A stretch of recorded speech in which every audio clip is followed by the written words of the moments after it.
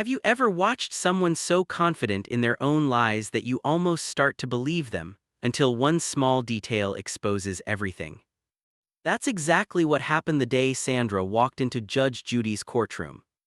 The cameras were rolling, the audience was quiet, and the air felt heavy. But Sandra didn't care. She strutted in with a smirk that could cut glass, clutching her designer purse like it was proof of her superiority. She looked at the woman across from her, Rebecca, a soft-spoken mother in her late 30s, and whispered something under her breath. The court microphone barely caught it, but Judy heard it. Maybe if she worked harder, she wouldn't look homeless. The moment the words slipped out, Judy's eyes lifted from her papers. You could almost feel the shift in the room. The bailiff looked uneasy. Rebecca, sitting quietly, just lowered her head. But Judy didn't respond right away. No, she waited. She always waited, because Judy knows something that most people don't. Silence can be louder than anger. The case that day seemed simple. On paper, Sandra was suing Rebecca for $1,200, claiming Rebecca had borrowed money and never paid it back. But if you've ever watched this show, you know it's never that simple. There's always more under the surface. Sandra started her story with all the confidence in the world. "Your Honor, she promised to pay me back within a month. I was being generous, trying to help her out, but she used me. She's a manipulator." The way she said manipulator made half the audience flinch. It wasn't just an accusation, it was an attack. Judge Judy leaned back in her chair, crossed her arms, and gave that classic look, the one that says, "I'm listening, but I'm also already 2 steps ahead of you." "All right," she said flatly, "so you lent her money, what for?" Sandra's tone softened, almost rehearsed. "She said she needed help with rent. I didn't want her to end up on the street. But then, Your Honor, I saw her posting pictures of herself online, buying new clothes, eating out. I felt betrayed." The audience murmured. On the surface, it sounded believable. But Judy didn't move, she just raised one eyebrow. "You have proof of this spending?" Sandra smiled, pulling out printed screenshots from her purse. "Right here, Your Honor." But when Judy took the papers and began reading, the shift started. Her eyes scanned line by line, her expression unreadable until she suddenly stopped. "These screenshots don't have dates. How do we know when these were taken?"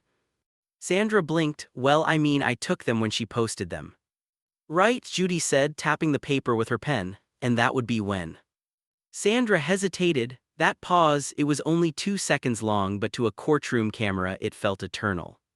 Rebecca finally spoke, her voice soft but steady. "Your Honor, those posts are from last year, before I even met her." The audience gasped. Even Judy tilted her head slightly. "Last year?" she asked.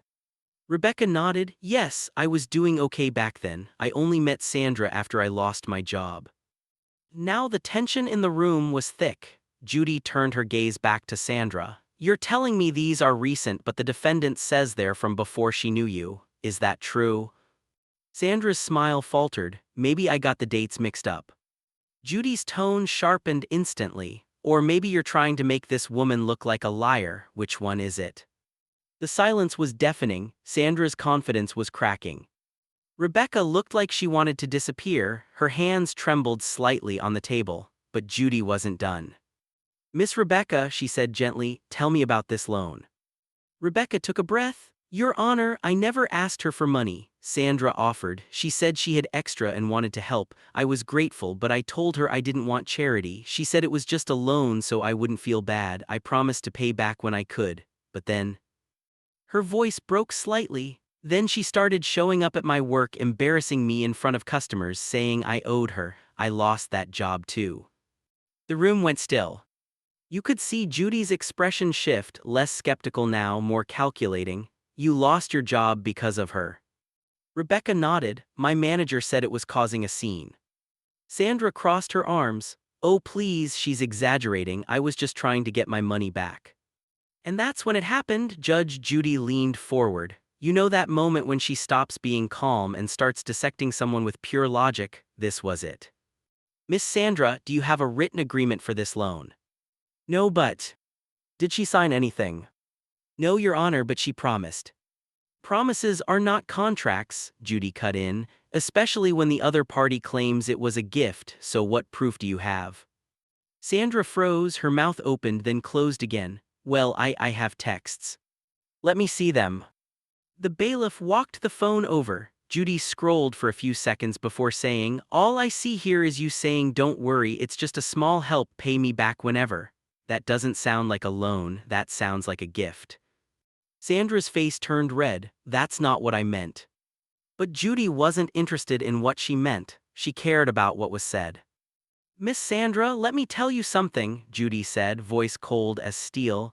"You don't get to humiliate people for accepting help, you don't get to twist generosity into leverage, and you certainly don't get to mock someone's circumstances." The audience erupted in quiet murmurs. Sandra's smirk was gone now. She tried to recover, saying, "Your Honor, with all due respect, she's playing the victim, she's good at it." And Judy, she didn't even blink. "You know what's funny about that, Miss Sandra? The people who accuse others of playing victim are usually the ones writing the script." Boom, the courtroom fell silent again. Rebecca's eyes glistened. She wasn't expecting Judy to defend her. Sandra looked furious but tried to hold her composure. "I just want what's mine." Judy gave her that trademark look, the one every fan knows, the "you just dug your own grave" look.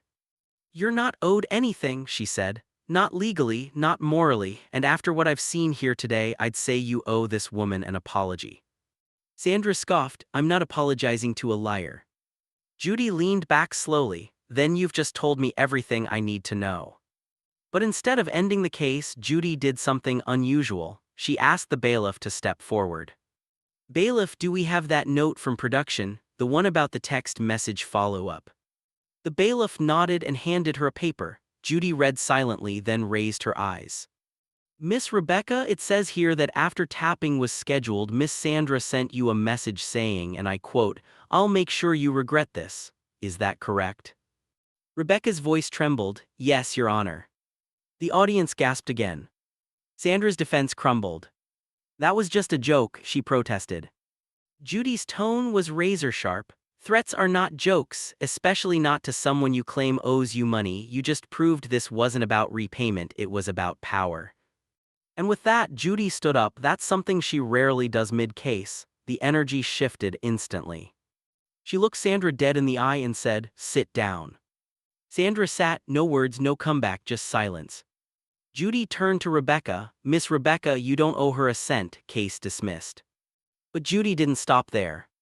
She leaned forward again, her tone softer now. "And Miss Sandra, a piece of advice, when you see someone struggling, you either help them or you don't, but you don't get to humiliate them and call it kindness." Then she hit the gavel. The audience applauded quietly, but you could tell this wasn't about entertainment anymore, it was a lesson. As the credits rolled, Sandra stormed out of the courtroom, muttering under her breath. The cameras caught her saying, "She made me look bad on TV." Meanwhile, Rebecca sat for a moment, still in shock. The bailiff smiled and said quietly, "You did good." And that's when it hit her, she'd finally been heard. But little did they know, that wasn't the end of it. Because the moment that episode aired, the internet exploded. Viewers flooded social media with one question. How could someone be so cruel to a mother who just needed help? Clips went viral, hashtags trended, and Sandra's smirk, captured mid-laugh, became a meme overnight. When the episode aired, no one expected what came next. Within hours, the clip of Judge Judy shutting down Sandra's arrogance was everywhere. TikTok, YouTube Shorts, Reddit threads, you name it. The moment Judy said, "You don't get to humiliate people and call it kindness," hit millions like lightning. But behind the viral fame, something darker was brewing. Because while Rebecca finally found a wave of support online, Sandra became the internet's villain of the week. It started with comments, then duets, then full-blown reaction videos titled, "This is why Judge Judy is a legend." How Karma Found Sandra in 4K.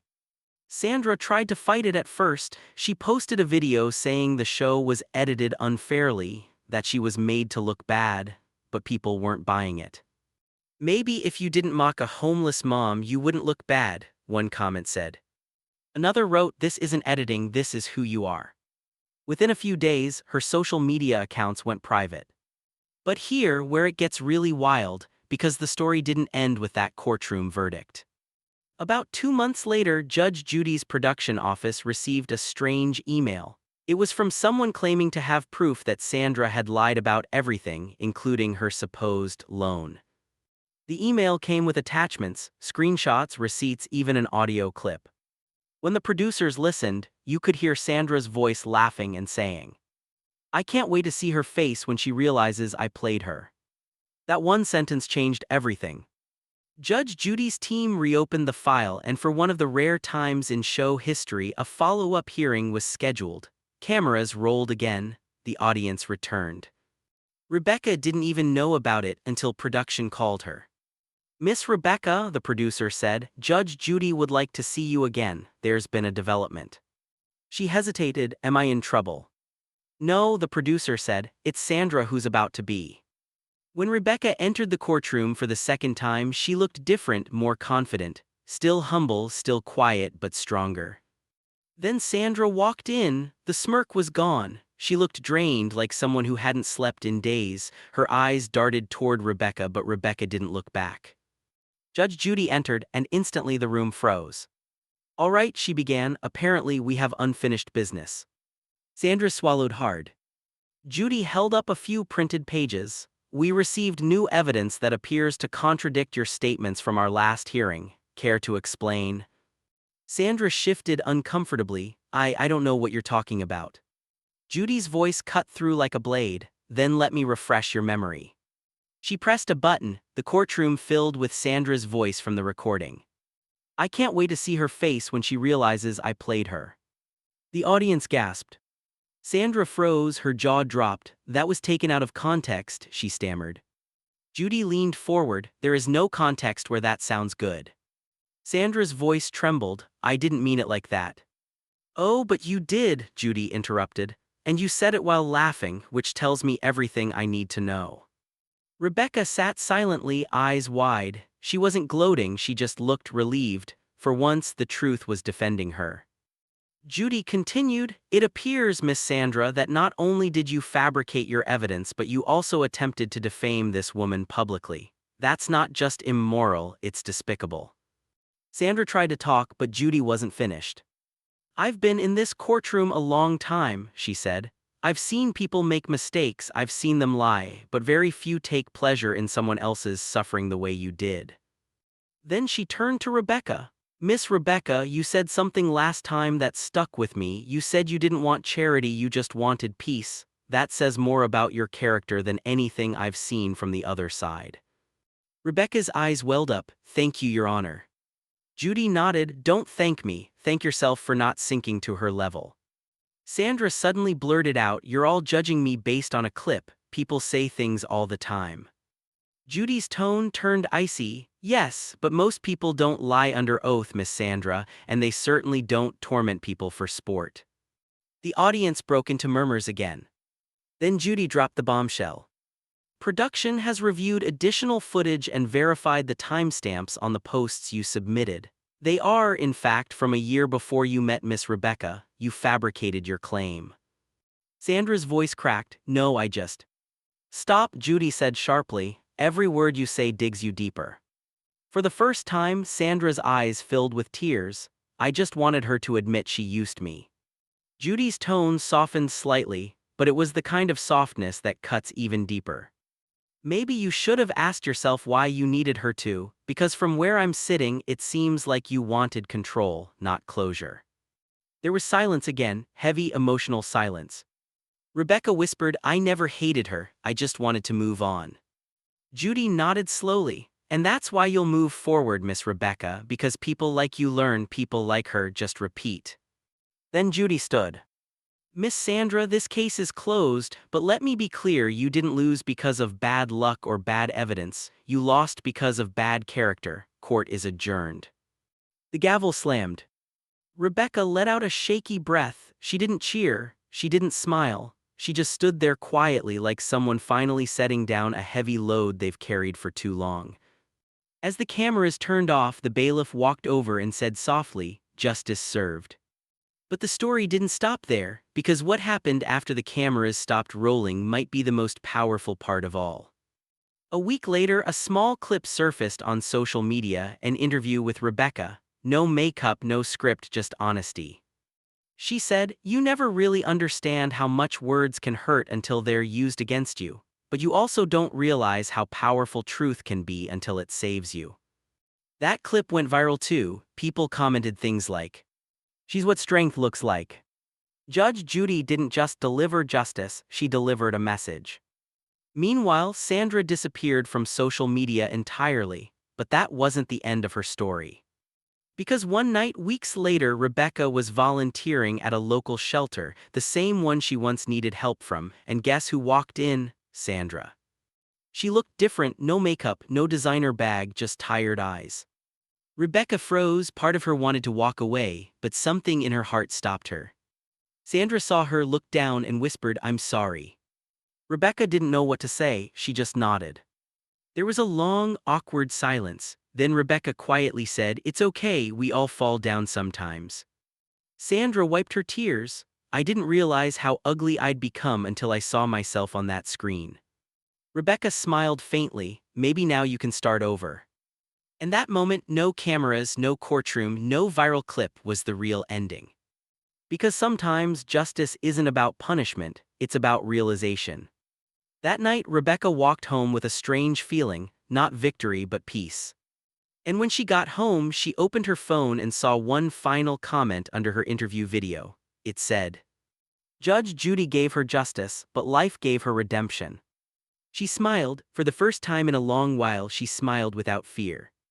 Because she finally understood something Judy had tried to teach both women. Money fades, fame fades, but the way you treat people, that stays.